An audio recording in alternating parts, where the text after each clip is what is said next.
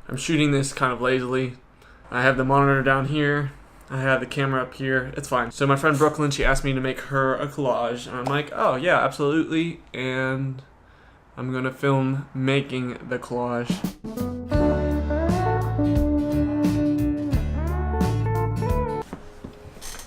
So the easiest way to start a collage like this is to start with a picture of the person, because that's sort of like the focus of the collage, and then you add elements to it around those. I don't have the picture of Brooke yet. I asked her and she hasn't sent it to me yet. So we're gonna kind of guesstimate a little bit what it's gonna look like before we get the picture. So I can go in. I went and bought some magazines. I kind of started already, but now we're catching up.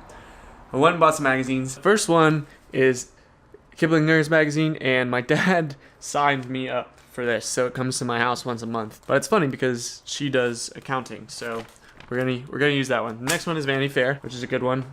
Fashion magazines are normally good because they've got lots of, good textures and stuff. And then the next one is Elle, which obviously, if Ariana is on the cover, it's a good move. So I'm starting with those three, and that'll sort of give us enough to start with, give us some textures and some shapes and some cool objects to sort of start cutting out as we wait for the picture of Brooke.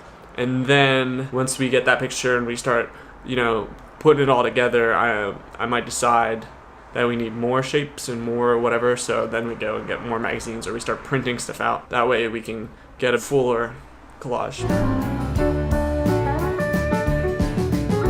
So here you can see that I've already started to go through the magazines and cut out just whole pages that I like, and maybe it's because there's elements of the page that I thought would be interesting. And so then hold on. So a lot of the pages are colors or textures that I really like, so you can't really start cutting those out until you know how they all fit together. But some of them, I'll show you an example. Like this horse, I knew that I only wanted the horse, so I could go ahead and cut that out. And then for this, I know that I want this this film strip right here. I don't know how I'm going to use it yet, but I know that I don't need all this white space, and I'm probably not going to use this because I have another page that has this phone booth without all this stuff in front of it.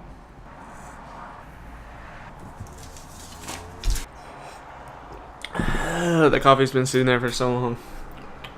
And it doesn't have to be perfect, there's still some white here, and I kind of cut in, because once you start throwing all the other shapes onto it and stuff, you won't see all of this. I'm not doing words yet, because those are sort of towards the end you add the words. I found that adding the words at the end kind of works better, unless you just want a bunch of text just for that, because it adds a good interesting visual. But if I find words that I think are good, I've been marking them and then cutting them out. If I find Brooklyn, which you would think would be common, but since it's a big city in New York, obviously I'm going to cut that out so that I can put that in. So here's a look at all of the things that I've cut out. These, of course, are just detail pieces, and then the stuff that is in these stacks, in this singular stack, is the textures and backgrounds and stuff. So this is not enough, obviously, to fill the page. So you just layer them on top of that. The next thing that I like to do when I'm making someone a collage or art in general is go onto their social media and go really far back, and find things that you and the person you're making it for, old memories and stuff like that, and sort of just find little nostalgic elements and try to find a way to incorporate that into the work, because I feel it makes it a stronger piece for to receive as a thing and to make. My artistic tip is this process should make you feel really, really nostalgic and really shitty. The sadder you feel when this is happening, the better I think it will come across.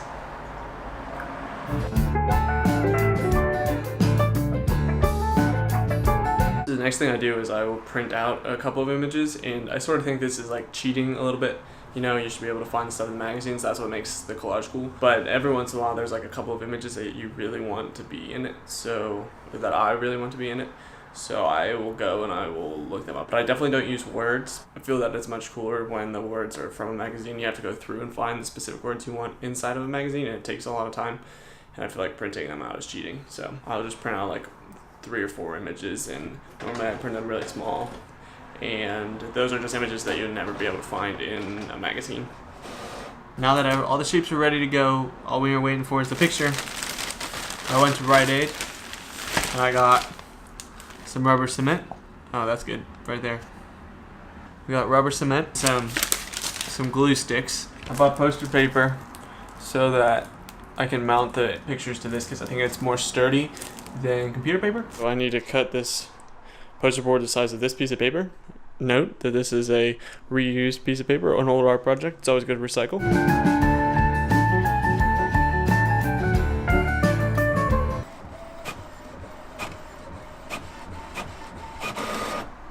So one of the things that I noticed when I was doing Consternation, because I had to cut out 85 little Eevees, and now on this cutting out Brooke, there's like a certain level of intimacy that comes with like cutting someone out on paper, and I'd imagine it's like comparable but not quite to the magnitude of when someone would carve another person out of like marble or like stone or like any sort of sculpture like that, that you become so familiar with like the shape of someone's body in like an artistic way, I guess.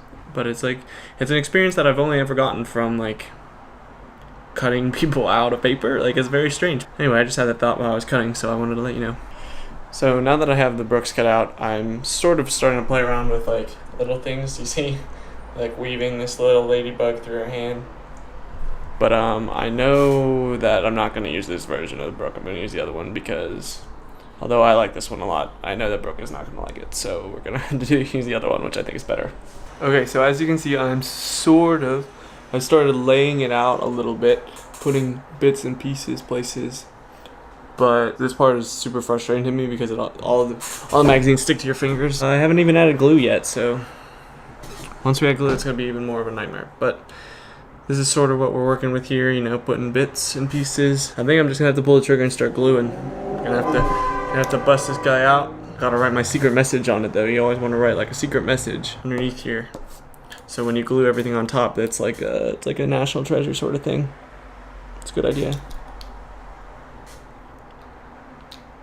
One eternity later. Well, I'm done. And I know that I skipped filming most of it because in reality it was just me getting very frustrated at glue and paper, and I don't think that's very interesting for a video. And also I don't have the patience to do the video and do the collage because I was getting upset. We're gonna go over this a little bit. So this was the hardest part right here. The green is all one piece, and I had to cut it right here so that I could layer this, and then it goes back out and around and underneath her legs.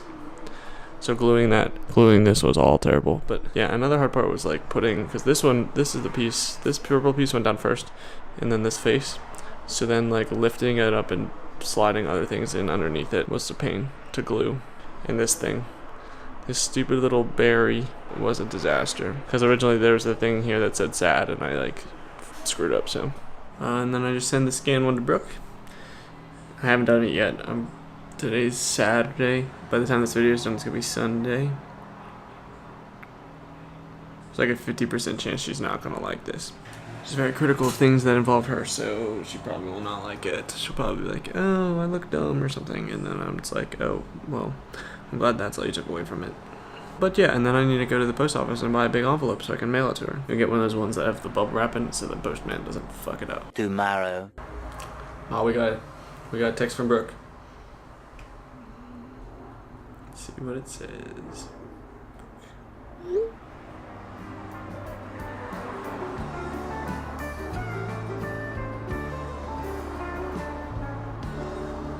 Well, it could be worse, I guess.